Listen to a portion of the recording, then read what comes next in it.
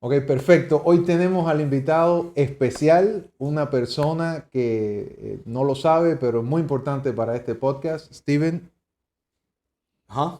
¿tú entiendes lo que yo estoy hablando? Sure. Ok, bueno, ¿cómo haremos esto entonces?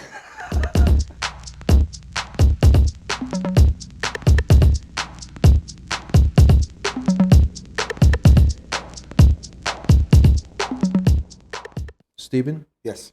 thank you for being here. Thank you for having me. My pleasure. You don't know this, but you are the reason I started this podcast. I am not. Yes, you are. I listened to your podcast and I fell in love with it. And I say, what if we can do this, by myself and with some friends? Right. And you don't know how excited I am that you are here today. Well, thank you. No, I you appreciate you it. are you are great. Your podcast is great. So there are three things I want to talk to you about: Okay. your life as a musician, your life as a podcaster, and by the end, we'll talk about how do I know so much about you because I read your memories and what are you doing with those memories. Sounds good? Sure. I just thought you were being creepy and you liked me.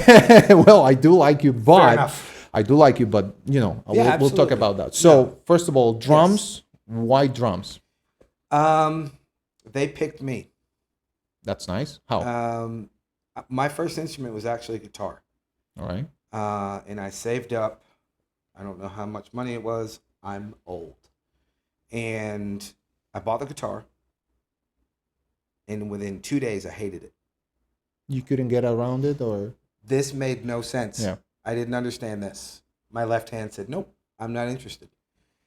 So I ended up trading it for a bass guitar. And that lasted about an hour. I That's didn't, even worse. even worse. I didn't even get 2 days out of it. I got an hour. And long story short, a friend of a friend had a drum kit, and I sat down and I just kind of did that. And I went, I'm home. And that's how I started. Felt good. It felt normal. It felt like it was supposed to be there. That's good. I know all of this, but I will ask you anyways because Mhm. people don't know. Okay. You started very young. I did, but I didn't start as young as somebody we know. No, I pretty much the because let me ask you this: yes, what was the moment, or the person, or the band, or the video, whatever that you said, I want to do that? I was 10 years old. It was the Motley Crue "Home Sweet Home" video, and there's a shot in that video if you've never seen it. It's right before the last chorus. The whole video is live concert footage, and if you've ever watched anything from the '80s, they all did the big arena shows. Mm-hmm. So packed full of people, and there's a slow motion shot where the camera just zooms straight into the drummer. Drummer's name's Tommy Lee, and he does this big stick spin, and he goes back into the song. And I remember distinctly. I don't remember where I was living, but I remember watching that, going, "I want to do that," and that's how. So you started way younger. So like, I mean, you started the passion started super like Mm-hmm. you say like you were like what 10 years old. Yep. I mean, it's super young. I didn't start until like I was 14 or something, and it was just like grabbing and trying to learn. And I'm still trying to learn, but you went all the way. But I want to talk about that because in your Okay. memories, which are read, but people haven't yet. Right. You started very young, and Mm-hmm. then there was a couple of periods in your life that Mm-hmm. you kept going and getting better at it and whatever. After that moment, if you can summarize what happened after that. The short version of my journey or career or however you want to word it, I did everything backwards. Mm-hmm. I was touring in the Southeast by the time I was 20. Um, I left home at 13, and I just all I wanted to do was be a rock star. Talking late 80s, early 90s. So by the time I was 19 or 20, I'd already been in two or three bands. In like I said, around 20 years old or so, I was already touring the Southeast. I was doing a bunch of shows, and I would just go from band to band to gig to gig. I didn't care. I just wanted to play. That's all I cared about. And somewhere in there, I thankfully there was no paper involved, but I made a bad deal. And I got hooked up with the wrong band, and I was kind of left with nothing. So what I did was I ended up readdressing everything in the way I looked at everything, and I went to music school at 29 years old. All right. So that first 15, 16, 17 years, whatever it was, I didn't know what I was doing. I just knew how to play drums. And I was pretty good at it. I'm never say I'm great. I have my strengths and weaknesses just like any other musician. But that's really what happened was I just did everything backwards. So at 29, I went to music school. And then at 30, math is hard, kids. Math hard. 31. I graduated when I was 31. It took me 2 years. And I went to the other side, meaning I wasn't looking for tours. I was looking for work. How can I, this thing that I've worked on and I'm so passionate about, how can I turn this into a job? Because if you have fun and love what you do, you never work a day in your life. Working. Yeah. You're not working. So that was the goal. How do I do that? So I started doing session work. Then I started doing fill-in works. And then I started being an on-call guy, which means when your phone rings, it's basically a game of negotiations. Do I want the gig? Is it worth my time? Is it worth the money? Is it fun? All the things that go with that. And then all the negative stuff that comes with it too. And that's what I started doing. That's kind of the short version. So before 29, you were not reading music. You were just feeling it. And I'm assuming you had to rehearse with a band. And how did you do that without music, without the paper, without reading? Or did you learn by ear the stuff and then just play it out? Or do you want the humorous answer or the truth? Both. The humorous answer, if you ask my wife, I can't remember anything.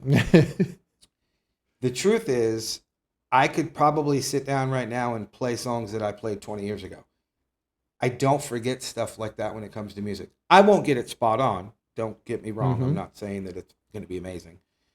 But for some reason, I've never been able to really forget stuff when it comes to music. My wife can tell me something and 5 minutes later, I forgot what she said. No, I know. They're all like that. It's a flaw. Yeah. But what we used to do back in the day is we would rent a rehearsal space or rent a garage, or we even did storage sheds for a while. That's not a thing anymore. It is in some places. Is it really? Yeah, it is. Don't do it. But we would just rehearse and we would just drill it into our heads and make our muscles do the whole muscle memory thing. You just burn it into your muscles where you don't forget it. And for a long time, I got really good at, I think the technical term is actually ear training, but it's just listening and knowing what's going on. And it's just like anything else, because you and I were talking before we started recording about the differences in languages and French and Spanish and German and English, how some things just don't translate over. The beauty of music is we don't have to talk the same language, but music is what it is. It will never be anything else.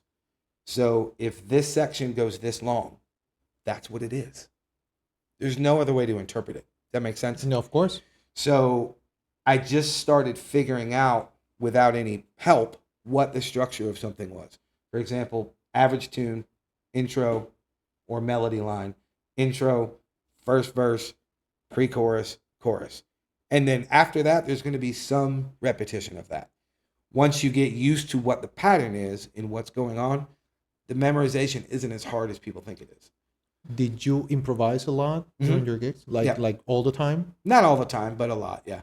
Just for fun or just because you felt like it? Truth or lie? Truth. Because I would forget where I was. Oh, man. Because I would cram so much stuff in my brain at one time, trying to get ready for a gig that I knew I was not good enough for, but I wanted the gig. So I would try to cram all this stuff in my head. And I would get to the point where I would have to improvise to get out of trouble.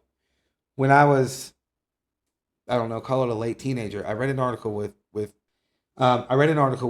Miles Davis, and he said, the guy that was interviewing him, Miles Davis, if you don't know him, legendary trumpet player, legendary jazz musician. The guy that was interviewing him said, because you're playing jazz, and a lot of people don't understand jazz, how do you know if you make a mistake, and how do you correct it?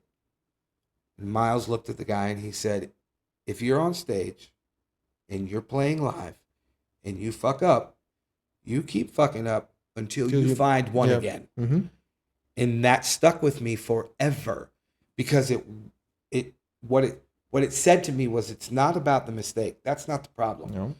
Everybody's going to screw up. You're going to forget something. Drummers, we're going to drop a stick. guitar players are going to break a string, whatever the case may be. That stuff is going to happen 100% of the time. That's not the problem. It's the recovery. How do you get out of it? How do you not let the people know that you're playing for that you just made a mistake? Does that make sense? Of course. So if you've ever seen a show and the drummer's back there and you see that face and you know he screwed up, you'll never know if I make a mistake. The band will, and I'll get in trouble later, but the crowd will never know. And I took that from that article because it was about the recovery. I think that's the same interview where he was asked about jazz, and he said jazz is just a name the white people gave to music they cannot play. I've seen that interview, and it's the same one. And if I'm not mistaken, that's the same one where he said, whenever you're trying to recover, whatever you think in your head you're going to do, don't do it. Play in between the gaps.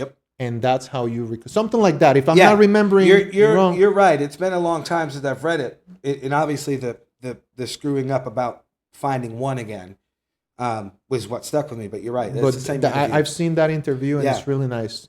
In that note, in the band, who is the guy in the band that you can sync with the most musically? Is it the guitar player, the bass player, the singer, for or me, you alone? Or for traditionally? You. No, for you. For me, it's a guitar player. It's the guitar player, which is odd because most drummers play off of a bass player. The rhythm section. Yes. The reason I play off of a guitar player is because when I was coming up and learning how to do all this stuff, like I said, I left home at 13, and that's not a fiddle story. That's just my life. But because of that, there was a long time where I didn't have any money. And drums are expensive. Gear's expensive. Yeah. So I would go to different people's houses and I would play their stuff. I mean, I became friends with some people I shouldn't have been friends with because they had drums. It's nice my deal. life. Yeah. Nice deal. But a lot of them were guitar players. We never had a bass player. So I just spent the first probably 3 or 4 years of learning how to play. I just was playing with a guitar player. So I started to understand melody. My ear would catch melody. It wasn't about the rhythm. It wasn't about just quote unquote laying down a beat, which I hate that term, but that wasn't what it was about for me. It was, there's an actual melody line here. Yeah. There's a song here. And I kind of figured out that that's the most important part. If everything lays where it's supposed to and the song sits up here, that's the most important part. You can do whatever you want down here as long as you don't step on the main part of the song, right? Of course. But I learned that so early because I didn't know any better. I just was hearing guitar and I went, that's kind of cool. So I started to be able to feed off of a guitar, feed off of that main melody line, whatever the song is, whether it was a cover, original, or whatever. So I tend to lock with the guitar player first. Wow, that's a first, I guess. Because everyone I heard is just like the bass player. So, and if the guitar player messes up, how does that affect you? I throw sticks at him. No, I'm just kidding. You should. Right? It usually doesn't see previous statement about the Miles Davis thing. That stuck with me. So I don't sell mistakes, meaning nobody's going to know. I don't know if you know anything about wrestling, but the old school mentality is sell, sell, sell, and sell some more. Yeah. That way people buy in. It's the same thing for live musicians. If you mess up, do not let however many people's in front of you know that you did. Don't do it. Because they're going to know. Then you're taking them out of their moment. Because ultimately, that's our job as entertainers. You know what I mean? But I usually don't let anybody know if somebody else made a mistake. If I can help them cover it up, it's not that big of a deal. The plus side for a stringed instrument is if they do make a mistake, they have the liberty of hitting an open chord. And just going, and just waiting. We can't do that. We train wreck, everybody knows. So it's kind of a give and take when it comes to that. So, and you as a drummer, let's say you want to, you're feeling whatever that day and you want to change the whole beat. Will the drums, how percentage, or how much, if you change the whole speed or the beat, or how will it change the song? Because I ask you because I've seen some guy on the internet saying, I'm going to play a song and I'm going to play like 4 different grooves in different times and you will not notice when I change. And he did it. Now, I'm not a professional. but I could not listen to the mistake. Right. And he changed like 4 or 5 times. Is that possible? Yes, but it also depends on, in the case of the video you're talking about, it depends on what his goal was.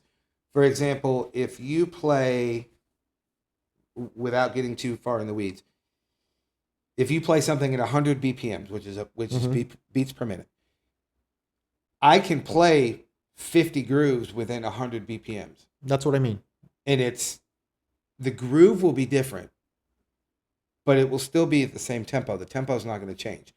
What changes and what makes people dance or move or tap their foot is the way something feels. A lot of people they can't separate feel and technique, whether they're a musician or not. So that's where it's kind of a gray area. So to answer your question, you can take a groove or a song, if you want to do a whole song, you can take any of it and you can speed it up as much as you want. And at some point, it will not feel the same. It will theoretically and technically be the same. You're playing the same licks, same notes, whatever it is, but it's going to lose its feel. And a good example of that most people will know, do you know the song Jolene? Yeah, of course. Okay, Yeah. Most people know that song. Probably 30 years ago, 25 years ago, somebody took the actual 45 and they slowed it down to a 33. Sounded the same? Nope. It was amazing. Even better? Better. The I whole didn't thing know got that. detuned, which was a little weird, so it sounded lower pitched. But the speed of it changed the entire feel of that song. And since then, there's been a lot of people that have covered the slowed down version. Yes. And it wasn't a slowed down version. Somebody just changed the speed on a record, And on the actual record. and I know that because the first time, because growing up not in the United States, I was not exposed to American music that much. Right. But the first time I heard that song, Jolene, was by Miley Cyrus on the cover that she did on the backyard of her house. Yep. And it sounded amazing. Now, when I went to the original by Dolly Parton, It's not. it was like, it doesn't feel the same. I know it's not the same, and it's probably because of that you were talking about. I didn't know that. I have to look up on Right. that. Another thing is, a lot of people don't know, Whitney Houston, what was her first biggest hit? I'm flaking right now. Edit this out, please. What's the damn? Yeah, well, the one Thank you. I would, Okay. yeah, the one from Thank you. Bodyguard, right? Whitney Houston's biggest hit, "I Will Always Love You." Dolly Parton wrote that. Oh, really? That was her song. It was on her second or third record. What's the name you said? I will always love I will. You know, we not used to, but we were about to do a game with that song, because when she goes something and there's a stops in the moment of the song, and then bam, it breaks the song again. No one can get that on time. Have you seen that? On that song, it goes when it goes and the song breaks again and starts again. There's a pause, like silence on the song, and people play this game of just getting like a cymbal and trying to hit the cymbal on the moment that the song breaks, and no one can get it on time. And I was gonna ask you about that. Are all the songs, because I don't know, and people watching this don't know. Right. So are all the songs all the time the same bits per minute, or throughout the song they can change? It's a very convoluted answer before I give it to you. And it could be long-winded, so I'll try to shorten it. The short answer is, it is supposed to be yes. Supposed to be the same all song? Supposed to be. Now, that is not a hard and fast rule. If you listen to any early Stevie Wonder stuff, the majority of those songs, by the time they would get to the end of the tune, would be 5 to 10 beats per minute faster than the intro. They never recorded to a click. If you go to some of the older Motown stuff, they were dead on, because they were all recording with a click track, which is a metronome. So that's why I say it's a convoluted answer. It depends what the songwriter was going for, and it depends on if it's a feel-based thing. For example, all of Stevie Wonder's stuff is all feel-based. Everything that guy's ever written is mostly all feel-based. Now, obviously, there's some really technical stuff in there too, because he was such a proficient musician. He still was. He played the drums too, right? Oh, he played everything. Yeah. Everything, Yeah, he like the played piano, everything. the Yep. drums, even the bass. Like Yep. he played everything. Everything. I didn't know that. Yeah. Yeah. Him and Prince. That was that good. Oh, Prince, that's the one we were talking about. Because Prince was mainly a bassist, right, or a guitar player, Guitar player. but he also played the bass, right? Played the bass. He played the keyboards. He played the drums. No, I know he, but some of the stuff because His first 2 records, Prince played everything on the record. on the record. Oh wow. Yeah. When he got signed, can't remember the year, it doesn't matter. He brought his demo to the record company With and everything. it was done. By They him. just mastered it and produced it. Oh man, that's good. It was done. No, Yeah. I know he was good. He was one Oh, of he my was a favorites. genius. I was When he passed, all this right here, I don't know if you can see all this. This was all black and gray, except for the red right here.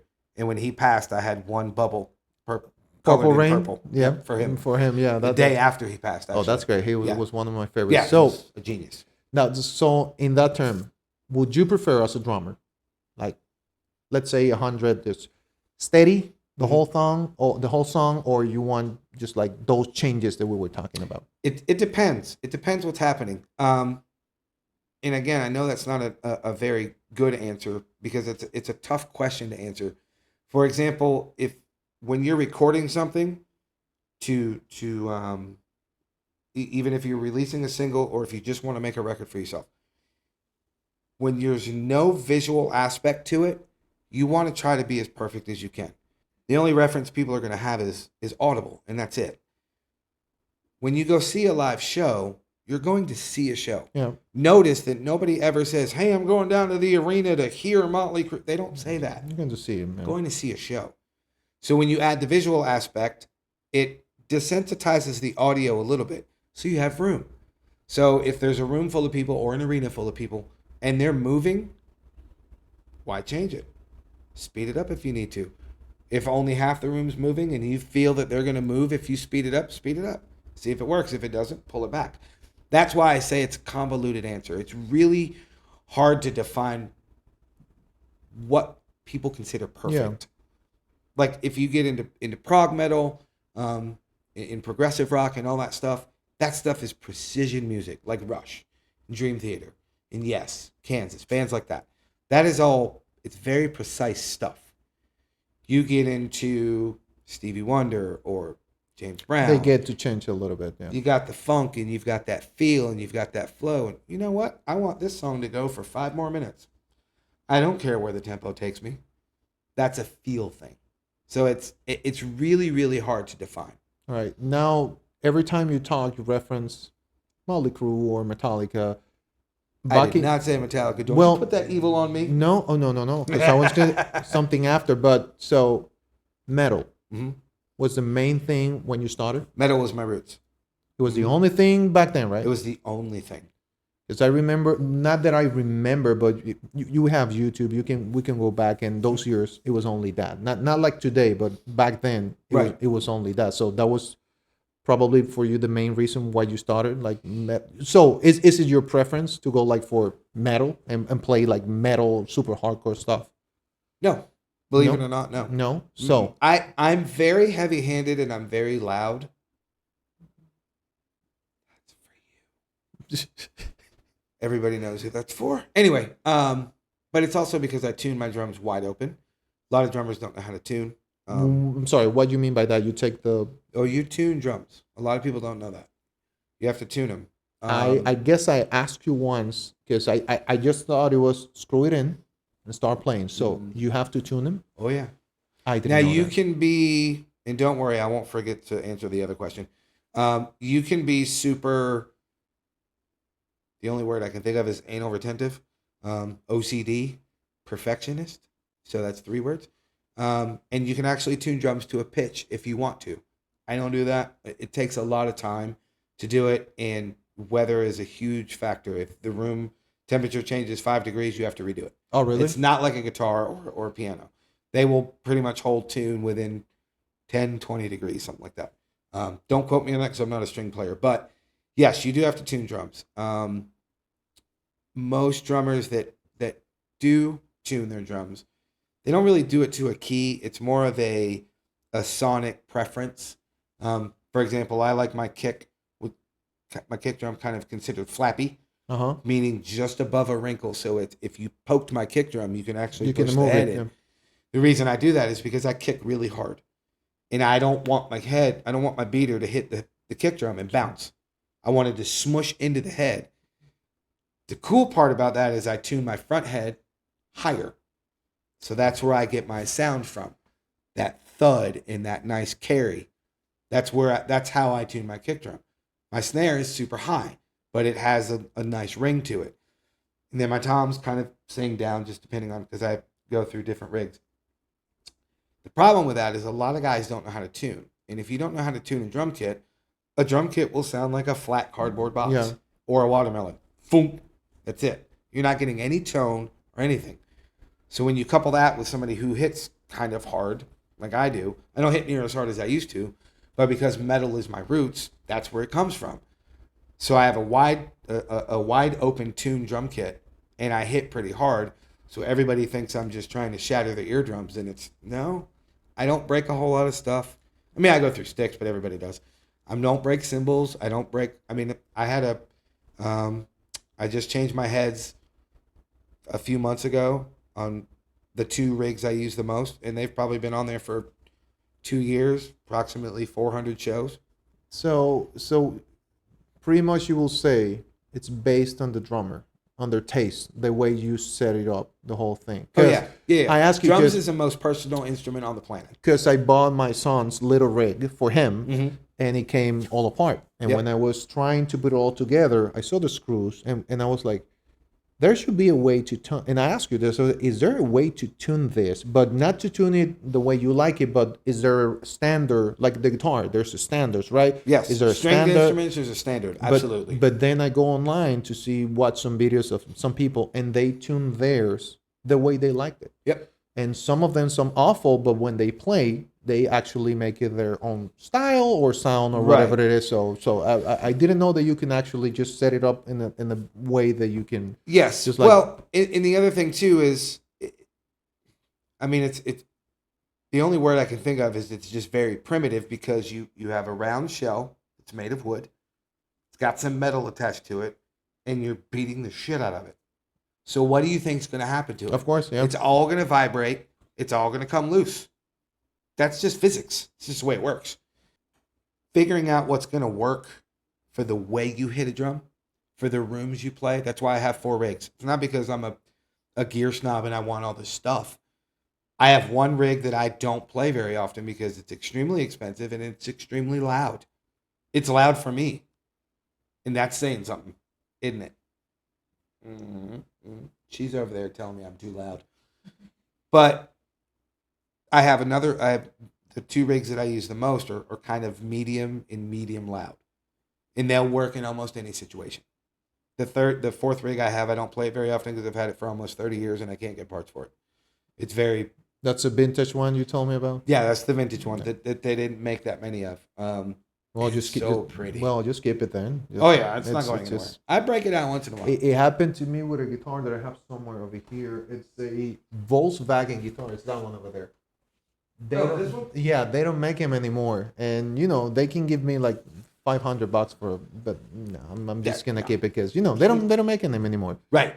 Yeah, there's no point. But so going back to the original question, metal being my roots and hitting the way I do, sometimes I stick out like a sore thumb in certain situations that I like musically.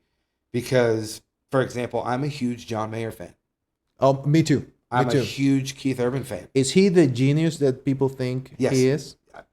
100%. Because I think he is, but I wouldn't say genius. I would say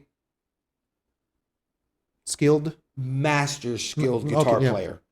Because when you say genius, I think of Prince and Stevie and Yeah, of course. guys like that. But I mean, just younger people. Mm-hmm. But the thing with Mayer is he's great, and I love his songs, and everything. But when he gives an interview, I hate the guy. Fair. It's just I'm like, you are not who you think you are, or either just lower your ego or something like it. Because I love him, but every time he talks, I'm like, you just shut up, because I hate get you. it. The time you open your mouth, I hate you. Now just play, and I love you. back to the John Mayer and Keith Urban thing. Uh-huh.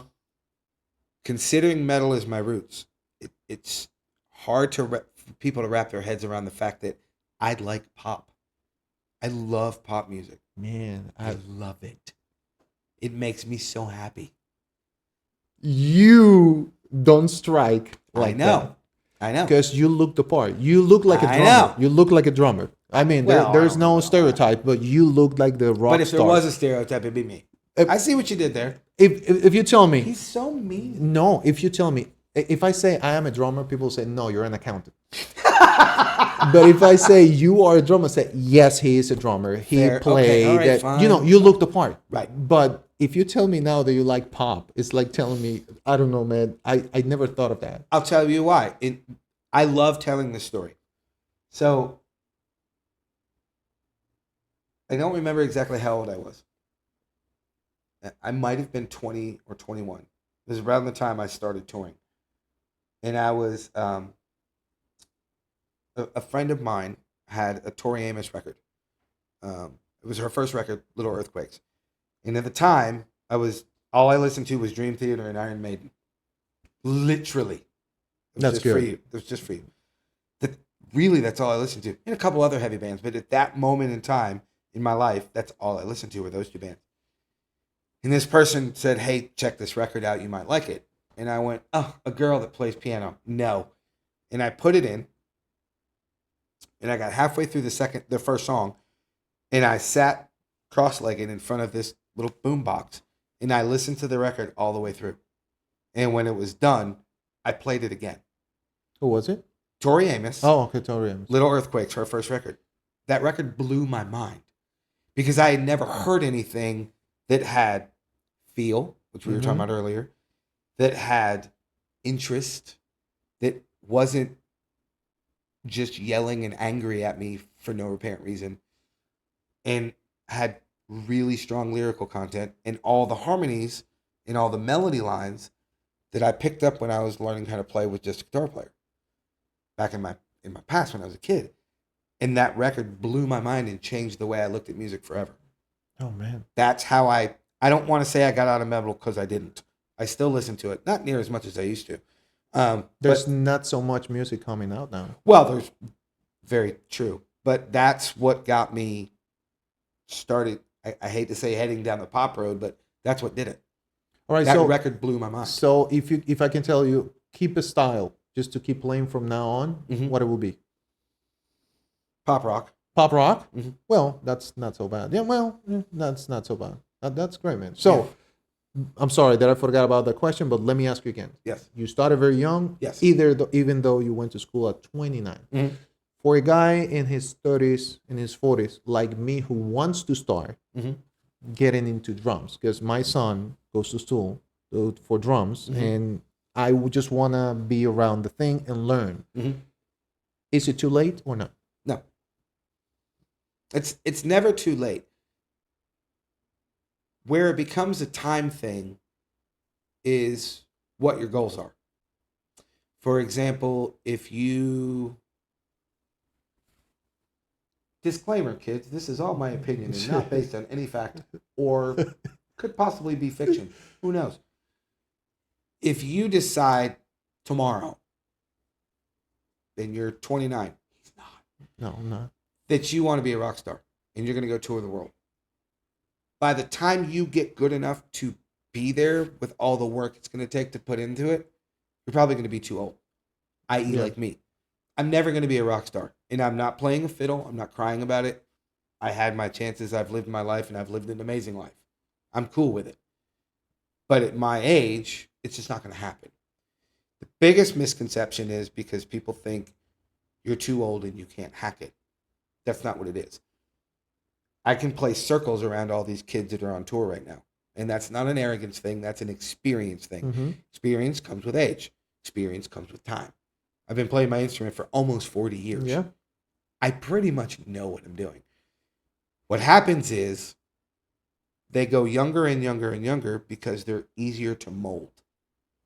Make sense? Yeah. You can tell a 15, 16, 17, 18-year-old kid, you're going to be on this tour bus. You're going to be gone for 7 months. You're not going to see any family, and you're going to make $200 a week, and that's it. Okay. You tell me that, Yeah. or you that. Have a nice life. I'm going to stay here and go to work. Bigger responsibilities. Back to the original point that I was trying to make is it takes years and years and years to get the experience to know your instrument or multiple instruments if you have more than one. You know what I mean? Yeah, because I've started the guitar like super young, but I'm not good at it. I cannot play in a band, but it just makes me feel good, and I love it. And I can Right. spend. It's a hobby, and I can spend my hours. So, in that note, success as a musician, Mm-hmm. does it come with a lot of money or with a lot of happiness, or with both, or with none? Can you? The question is, Man, you're asking the hard questions. I know I'm getting philosophical here. Right? Can you be? Because I know you love it. Mhm. I love it. Mhm. I'm not a musician. You are. Mhm. So that's why I'm asking you. Can you be a musician, not make a lot of money, have a day job, and still feel like you did enough and you're okay with yourself? Like, okay, this is it. At least I'm doing what I love to do. Is that okay to? Is it okay? Is it success to call it?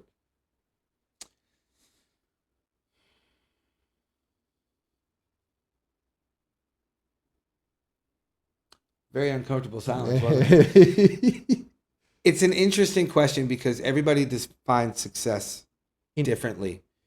Because the actual dictionary definition of the word success is achieving a goal. Yeah, It doesn't have anything to do with money, money or yeah. power, fame, nothing. It's achieving a goal. If I stand up and walk over to where my wife is sitting, I successfully walked to her. Yeah. Is that a lie or is that truth? No, that's true. It's true. So that's why I say success is defined differently. To answer the question, I have made an amazing living from being a drummer. I have been in debt up to my eyeballs from being a drummer and everything in between. I have seen half the country, at least, a little less than half, from behind my drum kit. I've seen things that I will not talk about. I have seen things that I will share with anybody that asks. I have met some of the most amazing people on the planet. Some I'm still friends with, some who have passed away, some that I don't talk to anymore, but the experience is there and the memories are there. I have seen things that I've never thought I would see, both good, bad, and indifferent, all because I play drums. Is that success? Well, absolutely. Absolutely. Yeah, that's what I'm. If you look at it from the normal, or what's considered normal, that's why I'm doing air quotes, society standards, It's I'm not not. successful. I got to get up tomorrow and go to work. Actually, wait, today's Friday. I got gigs tomorrow. Monday morning, I got to get up and go to work. Yeah. So it really depends on what your outlook is. I graduated music school with a 4.0 from a kid that came from nothing. Didn't go to music school till I was almost 30. I've recorded over 100 songs in actual real studios with real musicians. I've been hired to do gigs. I've been hired to do session work. And again, everything in between. Do I live in a mansion? No. But I've done a lot of things. So without going off on a tangent, if I were to pass tomorrow, I have no regrets. I was going to tell you, if we go back in time and I told you when you were 10, hey, this is what your life is going to be. You're not going to be a millionaire, or you will play drums. Will you live it again? The same thing? I'm not telling you to change anything. I'm just telling you this is if I what. knew then what I know now, would I do it the same way? No, No? I wouldn't. I mean, of course you're going to change it. But I mean, if I tell you. He set me up. You see what he did, right? No, if I tell you, going back when you're 10, I say, if you want to be a drummer, you will get to play. You are not going to be a millionaire, but you will get to play. And you will make a living. Would you take that route? I don't know. I really don't know how to answer that question. Because for as long as I could remember up until about 10 years ago, I knew I was going to make it. And making it means I was going to be the guy. I was going to be the rock star. And I never did. I got close several times. I mean, I've sat in Sony record offices. We're looking at people going, sign the deal. Let's go on tour. Never happened. Do I regret it? I don't know. No, I don't think I do. But it took me a minute to accept that's never going to happen for me. So it's kind of a bittersweet thing, but I still don't have any regrets. So I don't know how to answer that question. If you told me I was at 10 that I wouldn't do it, I don't know how to answer that. And I ask you because I write books, I write poetry, and Right. we were in a conversation one time, and someone asked me, someone that didn't know the first time we seen each other, she was like, "Hey, so what are you? And what do you do?" And I was like, "I'm a writer." And then later in the conversation, I said, "Well, I work at this company." And I was like, "Weren't you a writer?" I said, "Yeah. I write. I consider myself a writer because I'm Right. not, but I have a job. Right. I actually have two more jobs." And Right. he was like, "But then you," and the conversation started like, "So you're not a driver?" I said, No. Yes, I am a writer, Right. but I do have to have a job just to maintain myself and my family. So don't take that thing away from me. Right. I cannot tell you I'm a guitar player because I'm not. But at that part, I say, yes, I am. It's just that I have that, in me. Don't take it away from me because I'm not a millionaire or I'm famous. That's why Right. I ask you that question. Well, and I think it's also people put a stigma Yeah. and or an expectation on Too high. everything. It's too high. It's just Here's a very simple thing that a guy told me. I call it 100 years ago because I can't remember. If you have a woman standing in front of you, or man, doesn't matter. Well, we're going with a woman because women can do one thing we can't. They can do a million things we can't, but the one thing they physically do that we cannot do is have children. But if you have a woman in front of you, and she is your wife, she's your wife, she's your best friend, she's a mother, mm-hmm. she's your confidant, she's your partner, she's 5 different things, but she's one person. Why can't you be a writer and Of a course, logistics yeah. coordinator and a telemarketer and an accountant and a part-time harmonica player? You Yeah. can do whatever you want. It's just that stigma that people put on it. Yeah, and You know what I mean? And I asked you the previous question just because I'm not famous, I'm not a millionaire, Right. but what I did. So I can't have a loan. Just 3 times this guy set me up. Let's run your credit. No, don't run my credit. No, I mean I did not. I did not make it. I'm not famous, not a millionaire, but I feel okay. I try, and I keep trying, but you know Right. that's not the goal. The goal is just to enjoy the process and the whole. I once heard that the journey is what's important. And when I was younger, I used to think that was bullshit. I would fight you to the ends of earth saying that's bullshit. Everyone at Johnson. Now that I'm old, it's not. It's 100% true. We'll use you for an example because we have not known each other that long. And don't worry, I'm not going to get too personal. Today, you invited my wife and I into your home. Uh-huh. Complete open arms. Fed me. It was so good. The Cuban tour. Oh, it's so good. It's so good. I need more coffee. You fed us, right? You completely opened your home to us. Your wife is amazing. Your kids are amazing. Thank you. The rest of your family, you introduced me to so many people I cannot remember them. I'm very sorry. We're too many. I play drums. I'm not smart. But the point is, outside looking in, you're beyond successful. Oh yeah. Because you are literally twice for you. You are literally living somebody else's dream. Because somebody has the dream to have what you have. Yeah. No, that's why I ask you because I'm pretty sure for you, in some ways, you realize with yourself, and I am realized with myself that this is what we want, and right. So you just follow the path that we want. At least you're doing what you would like. Some people don't get to do that. It's a privilege just to say, hey, I can do this. Right. Or I fell in love with your podcast and I wanted to do this, and I'm falling in love with this. Right. Maybe we'll not get any money out of it. At least we're talking and we're enjoying the moment. So right. That's what I was. So going back to the question, is it possible, even though you're old, like someone in their 30s and their 40s and their 50s, just to start, not to get in the band to be a rock star, just to the journey of learning it and getting good at it, at least some good on it in the drums? Is it possible? Absolutely. 100%. Because I never thought of, because people think drums is just banging a snare.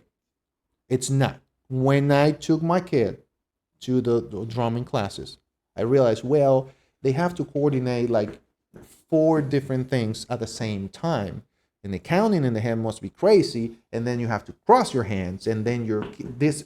So it's a lot of, and people lot. have. So what is one misconception about drumming that the people don't realize how that it is? One misconception that you think people have about drum.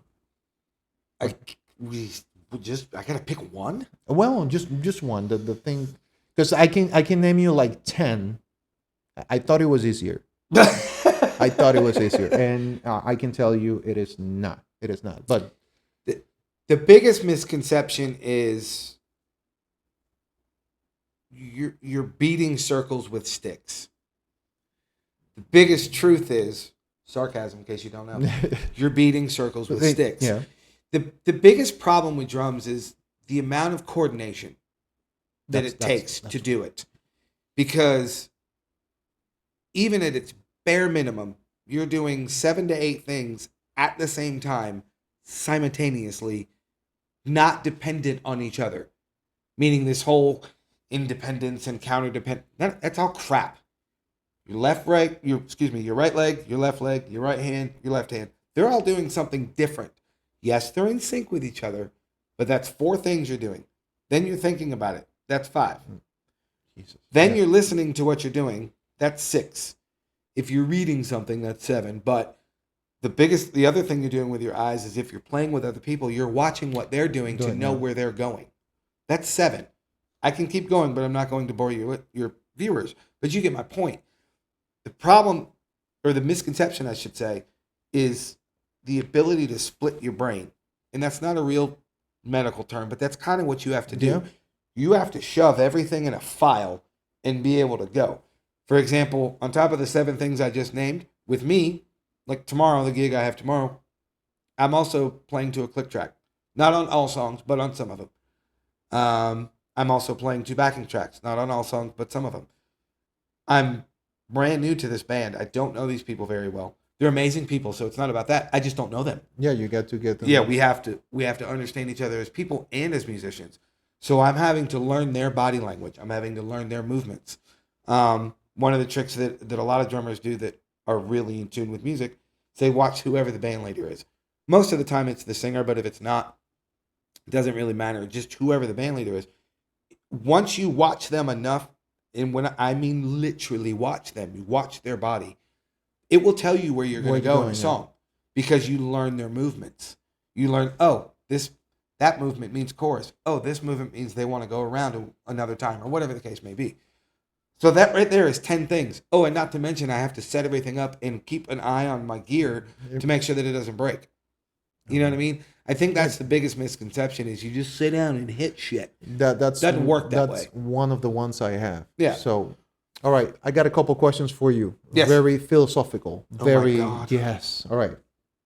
I just beat on stuff. I'm not smart. To answer all these hard You questions. keep saying in your podcast that drummers are not musicians, and I don't know if it's a joke or you're being serious. I'll never tell.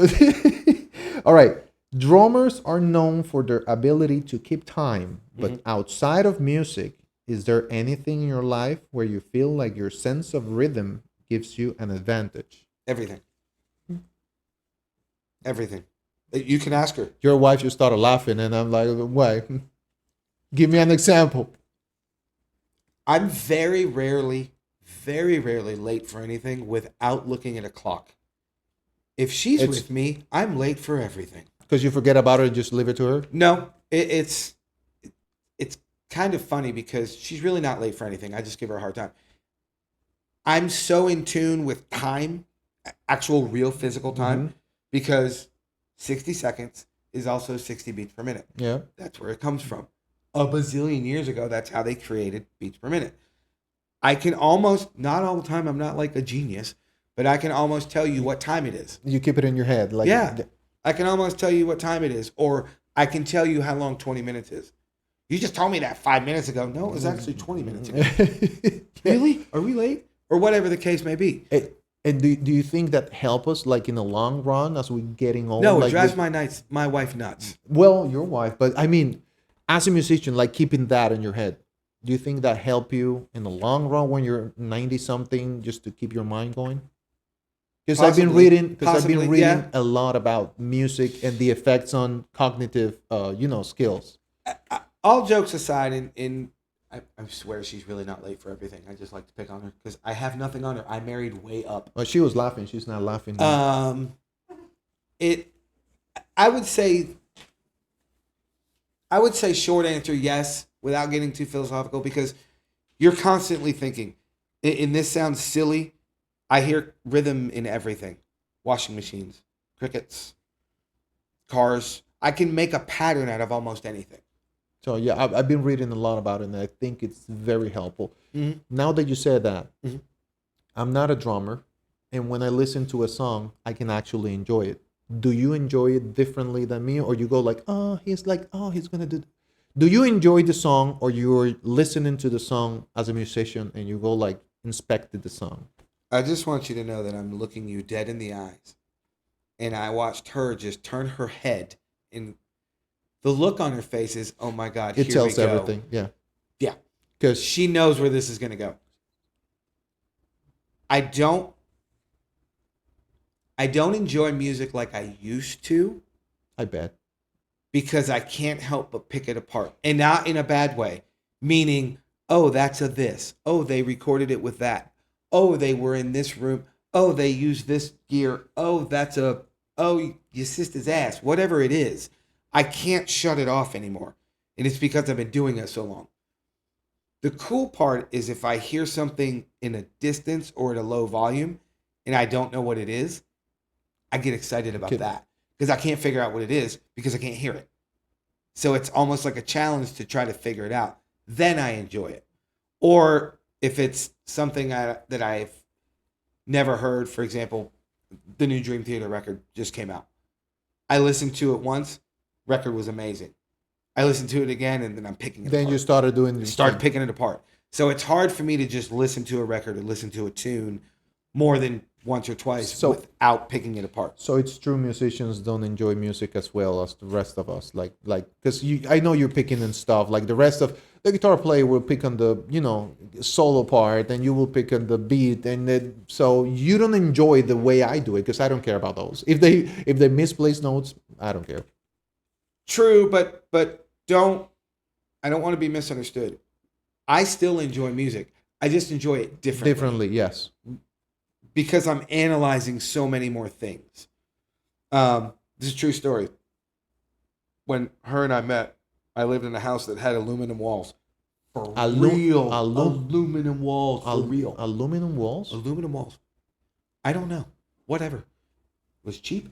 Was that a bunker? What was that? It was a house in the neighborhood. Man. But the reason that's important is because there was one aluminum wall. It was a normal size wall. Everything was normal, but it was made out of aluminum. But my stereo was in my bedroom, in the wall, and in the bathroom. So I would turn my stereo on. I would take a shower or whatever. The way the sound hit the aluminum, I would go back and listen to different records. Just to find that sound? Because I would hear things that I didn't hear before because the way it would hit the aluminum. Oh, when you were actually listening to music. Oh, wow. And what was that? I didn't know that was there. Run back into the room, and now I cannot unhear it. So there's things like that the average music listener would never do. They would just go, well, that sounded weird, and go on about their day. Yeah. Me, at this point, I'm obsessive going, I know I heard that. I know. And then I'm putting it in different rooms and putting sheets over, or white sheets, just for you, over my stereo, just trying to figure out what the sound is. Because whatever you do to sound affects it. Yeah. Right? Yeah. And then sometimes it will reveal imperfections. Sometimes it will reveal things you didn't know were there. For example, the song I'm talking about had a 4-part harmony, and I always thought it was a 3-part harmony, meaning 3 vocals or 4 vocals. And there was a 4th one in there that I had never heard before, and I've been listening to this record for 10, 15 years. Still trying to find out? No. I mean, I got it now, but at that point, when I heard it, I had already been listening to it for 10 or 15 years and never heard it. Oh, but because of the way it hit that aluminum wall, I heard it. I know you're enjoying it differently, but that's a way differently than... It drives my wife nuts. Oh, I bet. When we started, she turned her hair like, oh my God, here we go. I'll tell you why, and this is not a long story. It's super short because she does it at least once a week. She'll comment on a song, and she'll come in the room and she'll look at me, and after she says it, and she'll go, why do I know this? How do I know this? I'm like, you've been with me for 16 years. Yeah. How do you think you know it? She goes, I know, but still, why? Yeah, man. I knew because people say no musician listens to music the way people like me that are not Yeah, music we definitely listen. listen to it way They're different. looking for something different than the rest are not looking for. A lot of times it's not looking. A lot of times it's just there. It's just getting it's there, just getting It's just it like there. yeah. Yep. Got another one for you. Okay.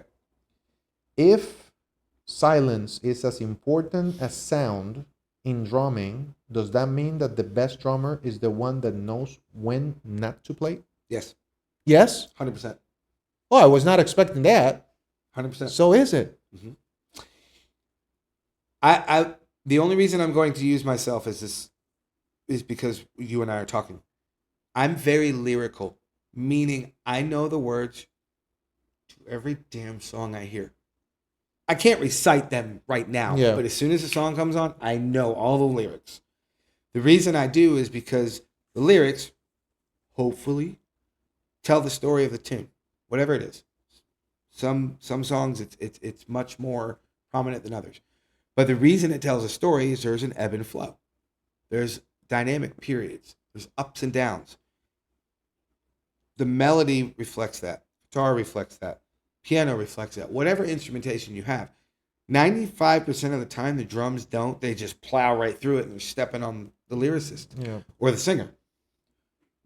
I learned a long time ago to understand what that process is and pull back when I'm needed to.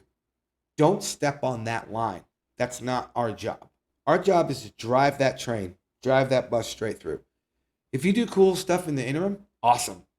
That's all the more better.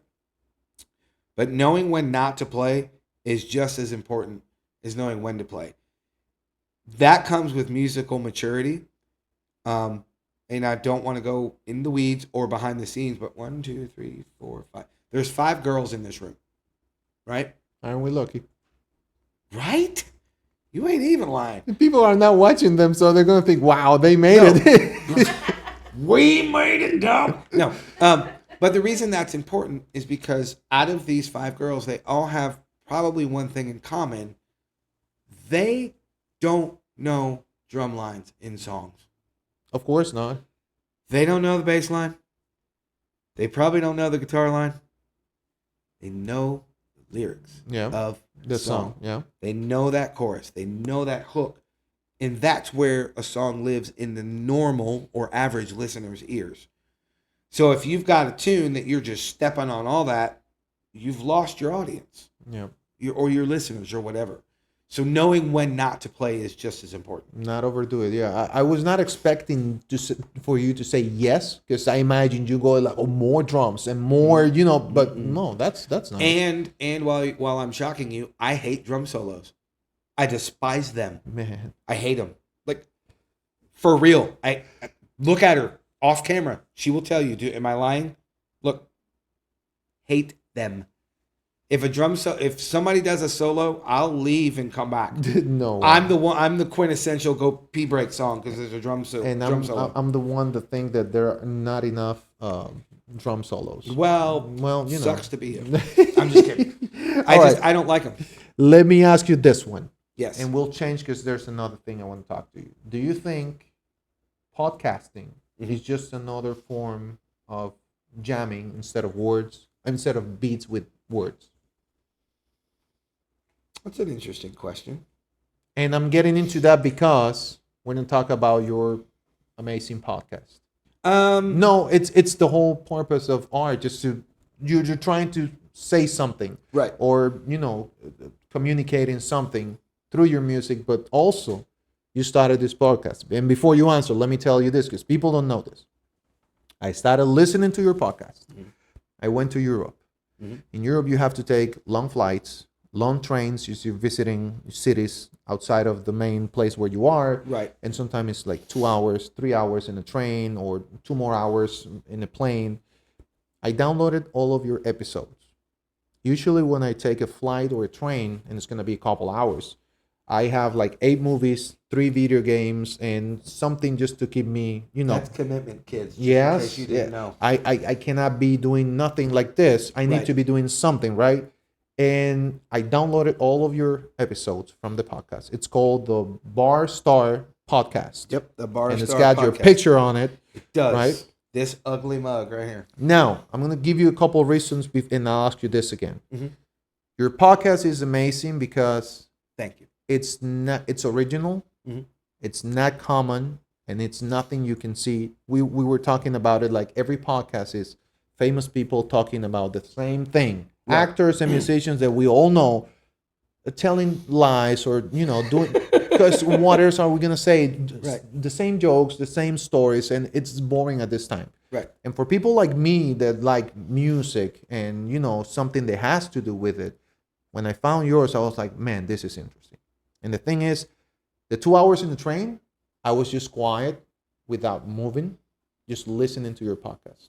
And I listened to all of the episodes. And at some point, I told you, I was like, how am I so quiet just listening to this? Right. Because it's not only what you have to say, because you got jokes and you have music and you got life and you said something about Guitar Center that it's in my mind. And I went the other day and I was like, wow, he is right. I'm going to say what it is so people can listen to your podcast. So back to the original question. Podcasting, is it another form of jamming instead of beats with words? Again, I was thinking about the question while you were telling me all that. And since I was able to help you be quiet on a train, My I'm wife, your hero, right? My wife was amazed with that. Yes. She was like, he's so quiet. I got you. I got you. I don't know how to answer the question because I'm hesitating because I can't find the words. Because when you play an instrument, doesn't matter what it is, and you sit down with other people, and music just comes out, whether it's great music or garbage or whatever, there's still a collective creation that you guys all made that can't really be described. Hopefully, if you're recording it and you capture it, that's great. And you can work on it and tighten it up and make it whatever you want it to be and release it out into the world. And there's your child that goes away. That's a complete different thing than the podcasting side, because I think the thing that has kept the world going around is stories. Of course, yeah. It's all stories. What did everybody do before any of this existed? This being technology. I mean, these haven't been around forever. They've been around forever in our lifetime, but they haven't been around forever. It was the spoken word, people passing stories down to their children, generation after generation, and then writing it, and however things evolved. But it's always based around stories. I'm sure that some of your viewers will comment that I'm a schmuck for even saying this, and I'm a loser, and that's fine. Professional wrestling has been on television for How many years? 80 years, since pretty much the beginning of television, right? Mm-hmm. A couple of years ago, the WWE sold for $5.9 billion with a B, $billion. I saw that. Whether you like it, whether you don't like it, whether you think it's crap, whether you don't think it's crap, it is a cash printing business that's based off of one principle. The storyline of the fighters. Story. It's not the fight. It's just the story behind the Story. fight. Yeah, it's true. And that's what I mean. So it's hard to answer that question because sometimes it is just jokes between friends. Sometimes it's stories of things that you've done. Sometimes you're learning stuff. When I started my show, I started it for two reasons. One, back when I started it, I was in 4 or 5 bands at the same time. There's a slang term in musicians called song soup, meaning you have so many songs in your head, you just get lost. At that point, I had song restaurant chain. I didn't have soup. I had a whole lane. There was just a shit ton of restaurants in my head. So I didn't listen to music at all. I just stopped. I was gigging 4 or 5 nights a week. So I couldn't listen to music anymore. I just didn't want to hear it. So I started listening to podcasts, and I found a bunch of great ones. And then I thought about it, and I went, I think I want to start a show because I want to talk about people that are down here but talent-wise, they're up here. This is going to be kind of arrogant. I'm sorry. People like me, on the grand scheme of the world, I'm down here. Talent-wise, I'm not in the top, but I'm pretty high up there. Yeah. I've dedicated my life to my instrument. I know what I'm doing. And I just thought it would be a great way for just general conversations full of stories that parallel the famous people or Yeah. the known guys or the superstars or the rock stars, whatever label you want to give. That's why I started it. Well, And it worked. I can tell you, I did not listen to it to be nice to you. I started listening. No, no, no. I'm being honest with, and you know, I'm being honest with you. I do. I started it because I can tell you, hey, I listen to everything, and you will know that I did not listen to it. He is not wrong. You're right. So I started it, and the moment it started, it got me hooked. And I started backwards because I started on your last episode, and then I went. I said, no, no, no, no. Something happened here that I'm missing because you started talking. I was like, something's missing, and I went back. I started from the first one, and it's really nice. Which, thank you again for that. No, no problem. You got thousands of listeners. This show is pretty good. So, you know, I'll put it, we'll show people the podcast where to find it. You got stories. That's the main thing. You got stories. And your main point is pretty much this. People don't recognize the musicians, not the singer. The musicians are the backbone of the song, of the record, of whatever. And there's so many musicians out there that we don't know about. They're doing crazy cool stuff. And we don't know amazing about. stuff. And you'll never know they I exist. loved your episode with your friend Ron. And, Oh, yeah. And you were telling me like you find people up there in Louisville and Nashville with a lot of talent. And I'm sure all of those people will love to go to your show and tell the story, and people will be amazed by it because it's real stories from real people. Now, when is your next episode coming? And put a date on it so we can know, because I'm expecting for it. Because I went through it all. I got nothing to hear now. So tell me, are you gonna keep on it? I have not done an episode in almost 3 years. And the reason why, and I'm not going to go into it, the first few years Stacy and I moved down here, a little rough. Not in a horrible way like anything bad happened. It was just a little rough. And there was a lot of extra time that I didn't have. And I told you and I told her that this year I'm going to bring the show back. I will not put a date on it, Or you're bringing it back? but I am bringing it back. That's all I needed to hear. I have given myself a window of the beginning of the summer, That's good. which is not that far off, but it will be back. I hope it's back. I'm not. When I stopped doing the episodes because of things that were going on outside of the show or whatever, it was always my intention to bring them back. I was never going to shut it down. I have a few people that literally get on my ass about show. Give me a show. I don't. No, I'm working waiting on it. I'm waiting for it. But- as one of your listeners, I'm waiting for Well, it. thank you, but I did commit to the beginning of the summer bringing it back. All right. Another thing I wanted to talk to you about. Yes, Your show is mainly about stories, right? mostly. But you have a compilation, like a thing with all of your memories that I had the pleasure that you gave them to me and I read them, and you're trying to put them. Can we talk about this? Oh, my book. And you're putting it in the book. Yes, I think it's amazing. I think it's great. I think I think he likes me. No. Middle camera. I like you too. I think it's amazing. I told you, I read it, and I'm not done with it yet Right. because I'm going chapter by chapter because I want to know all your story back in the day, and I think it's great. So please go for it, and we're gonna work on that. So in that Yes. sense, I want to give you something, because is the drummer the coolest guy in the band? Say yes. I can't. I can. Okay, so I can't say if yes. you want to give the coolest guy in the band, I'm gonna give you something. I can't say yes. So, our Oh, only I get gifts? our only sponsor is this guy. So you're gonna keep an air freshener for your car from our only sponsor, I'm in. and that's for your and this so you can be the coolest guy on the band.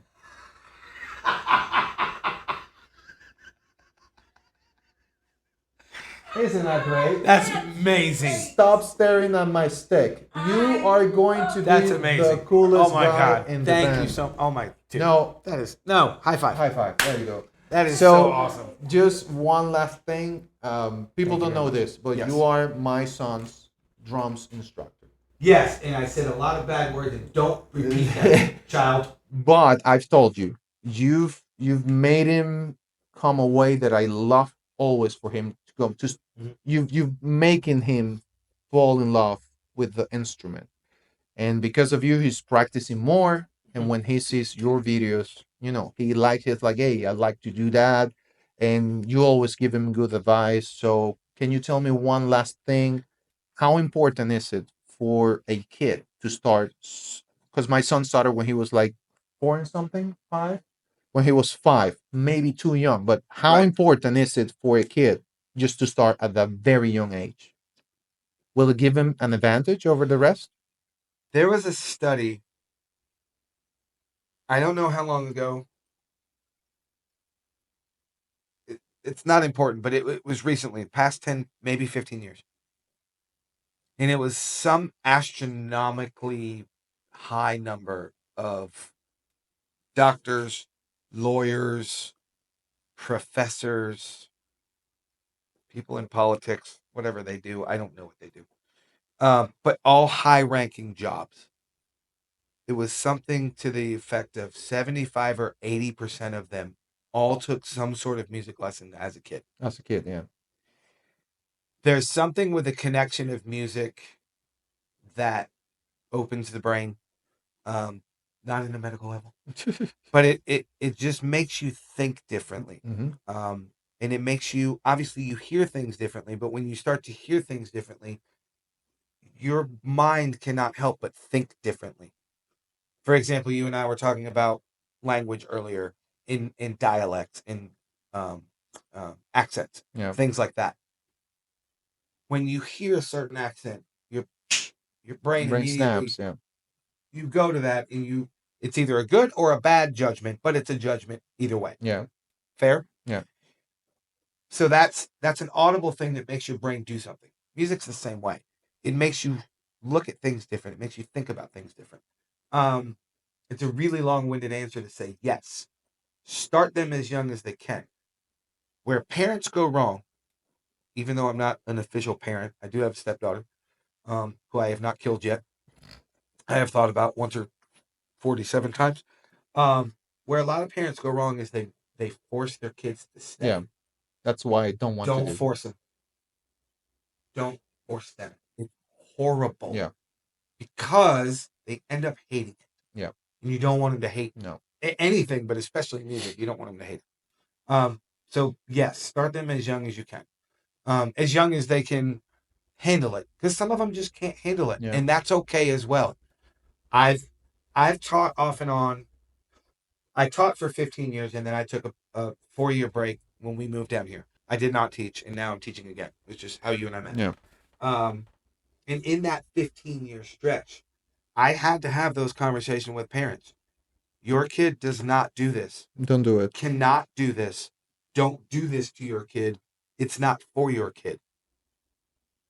And that's okay if you're open minded enough and you don't have delusions of grandeur, like me being 50, going to try to be a rock star. It's not happening. That's not bad. It's just life. Yeah. And then there's the other one. I've had kids that took the wrong instrument. They started on guitar or they started on piano, and then they come to drums and they flourish. So it's really about start them as young as you can, or as young as they can handle it, so to speak. Yeah. And then just watch what they do. Don't force them. Don't force it. I had a kid. Um, he was 4 when I got him. When he started with me, he was 4, and by the time he was 5, he could read sheet music, drum sheet music. He That's was playing good. Beatles. He tunes. was really into it then. I could not give this kid enough information. And then I've had other kids that I can't keep them entertained for 5 minutes. No, yeah. It's just And I ask you everyone's because different. when we go, because we see you once a week. Yep. And when we see you, that's great. The next 2 days after that, it's great. He wants to practice it still. But when we go on vacation and we don't see you for 1 or 2 weeks, he starts losing it, like, like he doesn't like it anymore. And Right. then we see you again, bam, and it's all. So, I always wanted to thank you for that, because you keep him inspired. Every Oh, time we thank end up the class and we come home, you can ask my wife. He comes like he wants to play at 9 o'clock. I'm like, no, dude, just wait for tomorrow, because that's too loud and that's not electronic. That's acoustic. So it's really bad. So, man, Well, thank you. going back again, you're a great musician. You're a great friend. Your Thank you. podcast is amazing. Thank you. And your book, it's gonna be great, because I have read it, and it's gonna be great. I Thank you. wish you the best, and Thank you. thank you very much for No, coming man. here. Thank you for having me. No, I it's a appreciate it. pleasure. All right, let's have more coffee. Cuban coffee. Yeah. Cafecito. All right. Yeah. All right. Awesome. Yeah. Let's go.